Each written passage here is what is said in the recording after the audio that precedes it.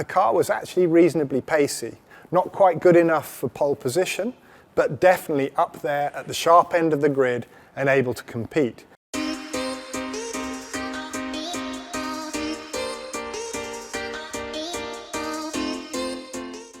So why did everything go so poorly this weekend? We entered the race with high hopes, a car that was quick in the dry, a car that had been reasonably quick in the tricky-ish conditions, half wet, half dry on Saturday, and no real concerns about the pace. Looking forward to a strong race. But sometimes in races things don't go your way. Sometimes in races a small error here, a small error there, and you find yourself falling away from the rhythm of what keeps the car flowing. The tyres need to be at the right temperature all the way through the weekend. And a little mistake here, a little mistake there, and suddenly you're on the back foot, and it just feels, instead of having the race you expected, that you are just watching a machine that you've wound up and is now going to tick its way down to the conclusion. A machine that is not delivering you the happiness that you thought you would have, but instead is just meting out pain lap after lap after lap as you watch, sort of rather helplessly, trapped by it and the victim of it, until the race reaches its conclusion. Were we happy with the delayed start? Would it have been better for us to get going at the regular start time? I think it was absolutely the right call for the sport. The track was really very wet. The heavens had opened. There was an enormous amount of water fell on Singapore in the lead up to the race, and it had to get to a point where we could start the race safely. So no, it was inevitable that the race needed to be delayed, and we were very, very content to see it so. Why was George's PU changed at a track where that is definitely going to be difficult to overtake? There's a couple of places. Singapore is one, Monaco another, where changing a power unit between qualifying and the race is no fun. But sometimes you have to do what you have to do. The power unit had reliability concerns hanging over it, and finishing in the race is better than not finishing in the race and blowing up a power unit. So we thought it was the right call to make, to put a fresh one in. And actually, had it been a dry race, we were predicting that George would have got himself very strongly back into the points in any case. Was there any other tyre option that we could have considered at the start of the race for Lewis? Well, I can take a couple off the table straight away. It was way too wet for us to remotely consider using a slick tyre. Similarly, it was nothing like wet enough for us to start on the extreme wet rubber.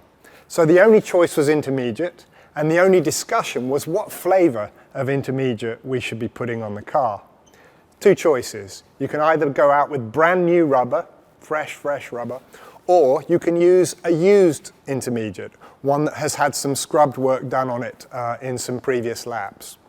Now, the two options give you slightly different things. The brand new rubber is going to give you your best chance off the line at the start itself. It's going to give you your best jump, it's going to give you your best chance into the first corner.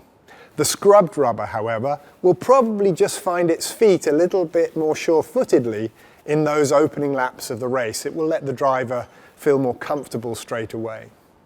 In the end, collectively, we discussed it back in the garage before the race, and we decided on the fresh intermediate approach being the correct one. And that indeed ended up being the choice made by all those around us immediately on the grid. Was the performance of the team compromised by the damp track? Well, obviously, in one sense, of course it was, that everybody's lap times, the entire grid's lap times are compromised by the damp track. Makes a massive difference to the performance of the car, whether it's a wet or a dry track. That much is obvious.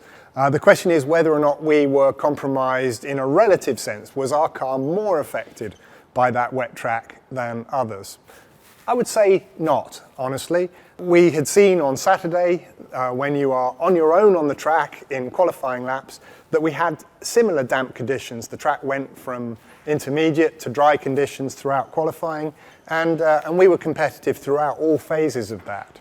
In the race on Sunday, yes, it was tricky, yes, it was greasy, yes, it wasn't easy, but we never really had a chance to show what the car was capable of because both our drivers were penned in behind others who were slowing them down for the whole of the race.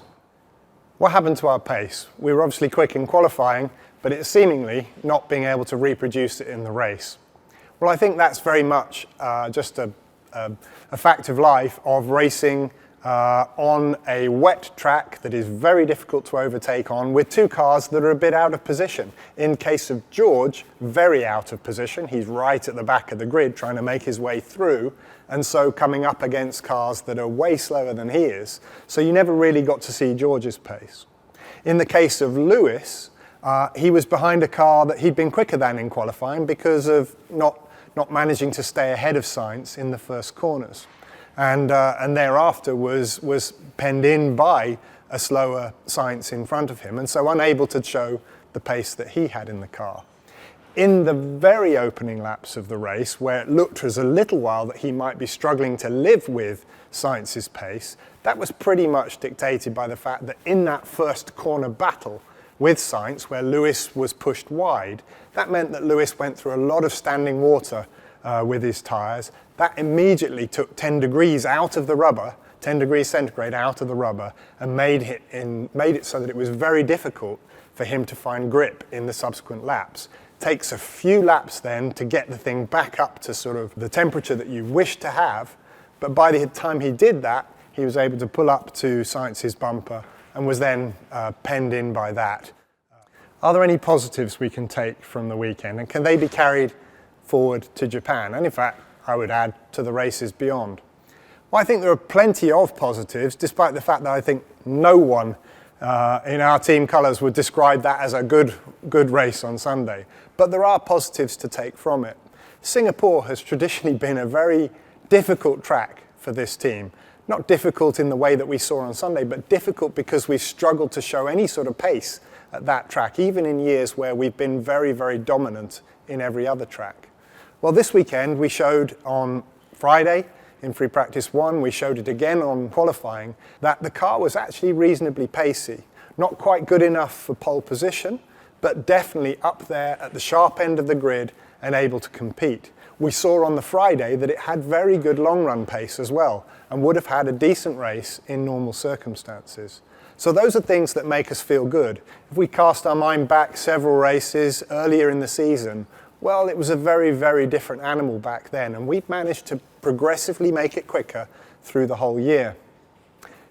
There will be tracks ahead of us, I'm sure, which won't be as easy or won't be as strong in qualifying pace as we've seen at Singapore, at Zandvoort, at Hungary, for example. But I'm pretty confident that the pace we showed this weekend in free practice, in qualifying, that pace will carry forward to a good extent in the remaining tracks of the year. Do I think there's still a chance for the team to get its first win this season? Well, the answer to that is yes. There's been a number of occasions this year where, had things been just slightly different, that win would already be in our pockets. Now, it is the case when you're not the strongest car that those wins come slightly by serendipity. They are not won with pure brute force in the way that we've been able to in past seasons. But nevertheless, when the car is quick enough to be near the front, and with all the uncertainty that can happen in a race, then with a following wind, you can get a race win. Now, I think there have been sufficiently large number of occasions this year where we have been up the front, sort of putting ourselves in the position to benefit from that good fortune, that it's likely that at some point over the remainder of this season, something like that will fall in our favour. And it will be great if it does. But I think all of us in the team, and I'm sure all of you who are fans of the team, would be happy with that, but not content. Because we will only be properly happy, properly content, when we have a car that's able to win from the front by rights each weekend that we put it on a track. And that's what we're aiming for. Thanks very much for all your questions. We'll be back in a week from now to answer some more in the debrief after the Grand Prix in Suzuka.